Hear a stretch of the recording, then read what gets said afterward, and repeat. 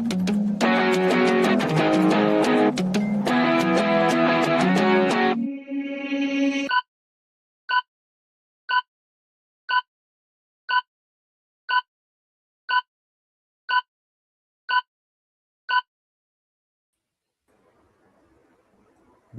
to the KAJ Masterclass. Today on Business and Money, we are joined by Heather McLean, a veteran CEO and AI strategist. She helps business leaders cut through the hype and build AI solutions that actually work. So we'll talk with her, learn from her why AI projects fail before they start. We'll learn from her the first three questions every leader should ask before making any technology decision, why organizations actually succeeding with AI do things differently, and how to stop overthinking and start moving without wasting time or money on the wrong things. Welcome to the show, Heather. Thank you. It's great to be here. I appreciate it. You are welcome. Welcome to the show. Welcome to India in this online form, Heather. And I'm sure not just in India, but a lot of leaders, a lot of companies across the globe will benefit from what we are going to talk right now. As said, we'll talk about why AI projects fail before they start, and much more. But before that, let's learn a bit about your journey, your background, so that the audience knows who they are listening to. Happy to. Started in the Air Force and spent 20 years leading teams, leading projects in logistics, supply chain management, and then later in IT. And then I transitioned over to a corporate America job, started out managing small software development projects, and worked my way up to a senior director role in a serving Fortune 500 clients, building custom technology solutions for them. So after getting a little burned out on corporate life, I decided to start my own company, McLean Forrester, and we set out to prove that you could prioritize people above profits and still be successful. And we build AI and technology solutions for our clients that deliver real outcomes. Absolutely, absolutely, Heather. So to understand it better, why do you say a lot of these projects, fail before they start? Can you share us some, things from the ground that actually makes us understand this better? Right. And that statistic that, we keep hearing is from an MIT study from last year. And they found that 95% of AI pilots were not necessarily failing, but they were not showing business impact. So they were happening, but nothing was, kind of coming out as a positive outcome on the other end. And there's a number of reasons why they found out that this is happening. A lot of it stems around it's not a technology problem. This is a people and an organization and a culture problem. As you find with a lot of technology, it's not the hard part's not usually the technology, it's usually the people and process sides around it. One of the big things that they found in this study was that people are not redesigning their workflows around AI. They're basically bolting on some AI product, and then nothing really changes. And what the study found is that to see real impact, you really need to change those workflows, and that's not easy to do. Absolutely, absolutely. So, in terms of preparing for, getting AI into your system, they are smart people. They have a lot of people. They have the CTO. They have got other technology people. They are getting trained by the, AI guys also. Why is it that they don't understand all these things beforehand and set themselves to fail? Why does it happen? And that number you are telling is it's a lot of cases actually then. Yeah. There are a number of other reasons, so one, you don't have the expertise, right? So it's almost like taking 5 people, putting them on a sailboat who've never sailed before and telling them go sail, right? They don't have the expertise or the experience. So that is something we are definitely seeing. So people are trying to do their best. They're smart people, as you said. They know how to do these things, but they aren't AI experts. And so they struggle when it comes to getting real value or building real tools that bring value to the organization. Another thing that we're seeing is people will start with a flashy use case that maybe is customer facing, when a lot of the times the real return on investment is in those back office processes, the things that aren't as pretty or flashy. And so they're starting with the wrong problem. Another thing is a lack of a good data foundation. So you've probably heard the term garbage in, garbage out. It works the same way with AI. If you've got bad data and that's not a good solid foundation, you're not going to have good AI tools because they're just using garbage data.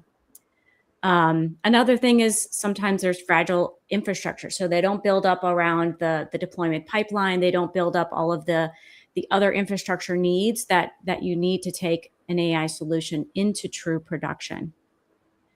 So those are a few. There's a couple others I can name, but did you want to dig into any of those particularly? Let's understand it from this aspect. How do you then solve these problems?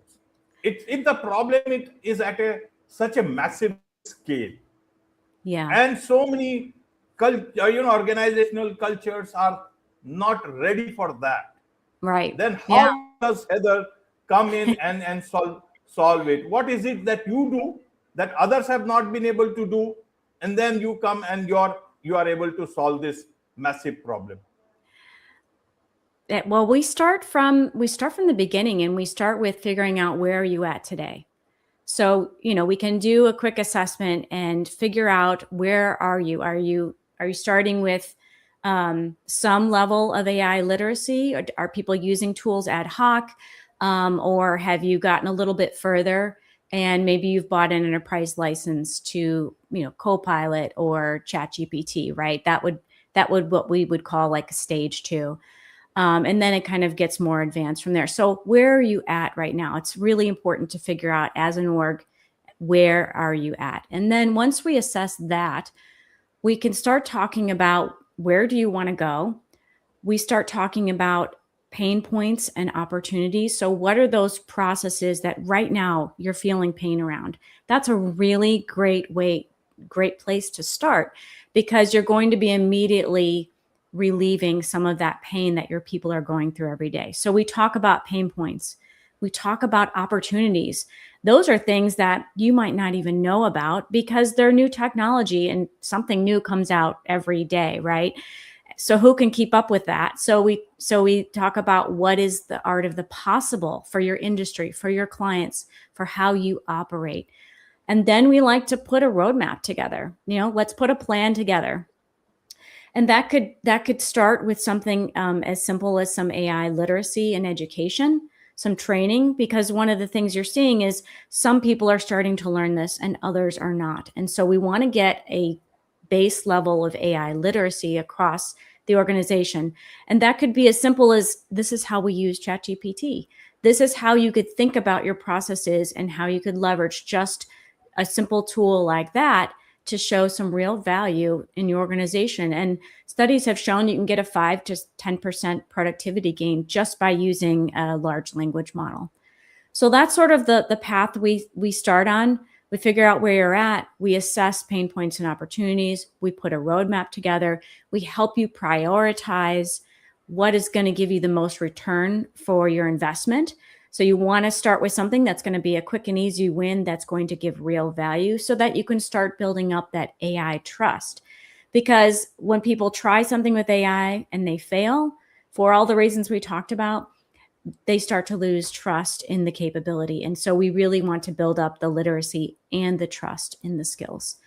And so from there, it just goes further. Once we have your roadmap, we can start working with you on building some prototypes to see what will work with your real data. And then when you find something that's a really great use case, we can help you build that into production and then help you learn how to maintain it.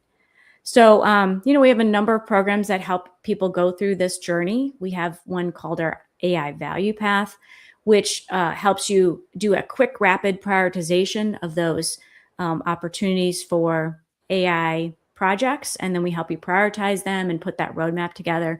We've also got a learning path. So if you're starting kind of at stage 0 or 1, we can start with that learning path and get your organization up to speed on AI literacy.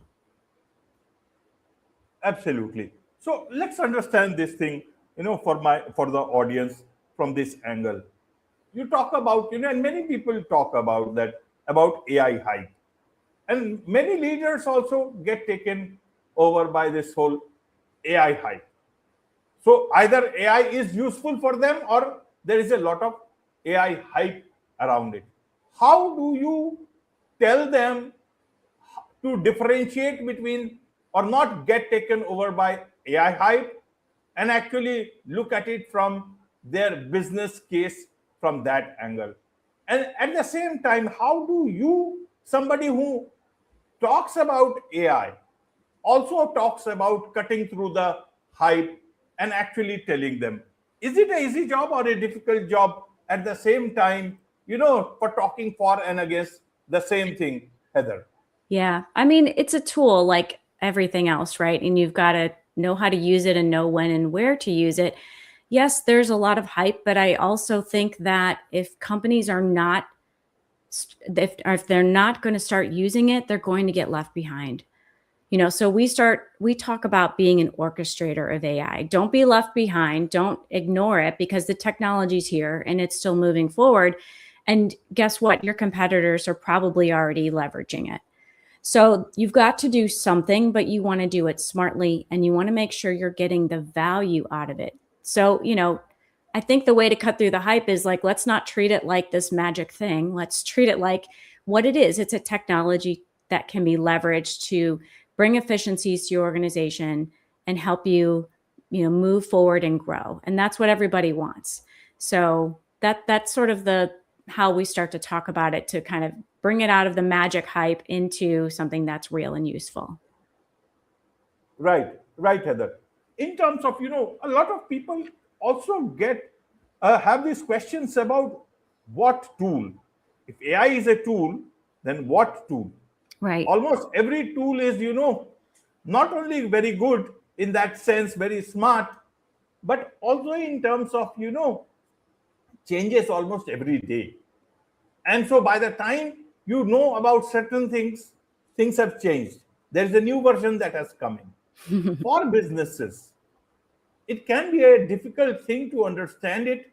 And then by the time they decide there is a new version, how does a technology leader or a leader within an organization which has limited budget still wants to implement it, look at it, which one is the right tool for them? How do you help them either evaluate it independently, or how do you help them evaluate it for their organizations? Great question. What we're seeing is, if you're talking about just a sort of a generic large language model tool, chat tool, they're all very similar, right? So ChatGPT, Claude, they're very, very similar. And so we would say, just pick one. It really doesn't matter if you're starting at that level. If you're already a Microsoft shop, you might want to consider Copilot, which now has some better features than it had before. So so you might want to start there. You might want to start with ChatGPT. And so it doesn't matter a whole lot at that level. But from there, as you're looking at your use cases and you want to start doing some prototypes, I think it really comes back to what you're trying to solve. What is the business problem you're trying to solve? It might involve data tools. It might involve something that's custom built. So we got to start with what you're trying to accomplish and then work from there. But if you're starting with just a regular tool like a regular LLM, they're all about the same. Just the important thing is to pick one and start bringing that literacy up across your organization. Absolutely, Heather. One thing I want to know for the audience, and also a lot of businesses which are, across different geographies in today's time. You have a forces background, Air Force background. And today, AI technology, nothing is more political than technology itself in today's time.